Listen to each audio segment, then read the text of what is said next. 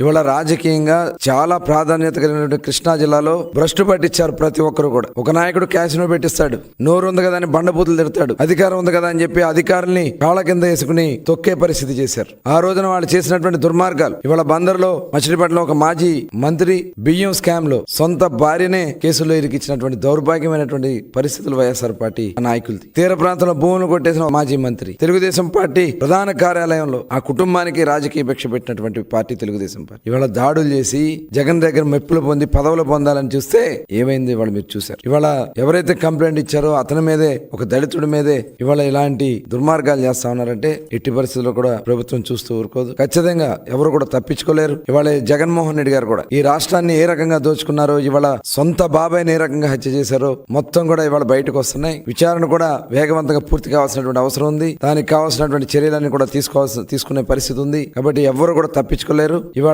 వచ్చి మాట్లాడుతూ ఉన్నారు ఒక్కొక్కరు. మీరు మాట్లాడే అర్హత మీకుందా? మీరు చేసిన తప్పిదాలే మిమ్మల్ని వెనక పంపిస్తున్నారు. చాలా పారదర్శకంగా మేము కక్షపూరితంగా చేయాలంటే ప్రభుత్వం వచ్చిన నెల రోజుల్లోనే మొత్తం అందరినీ జైల్లో పెట్టొచ్చు. కానీ మేము ఎక్కడా కూడా ఎవరి మీద కూడా కక్ష సాధింపు చర్యలు తెలుగుదేశం పార్టీ చేయదు. ఎవరైతే దీంట్లో అవినీతిలో గాని అరాచకాల్లో గాని భాగస్వాములు అయ్యారో వాళ్ళు ఎట్టి పరిస్థితుల్లో కూడా తప్పించుకోలేరని కూడా తెలియజేస్తాను.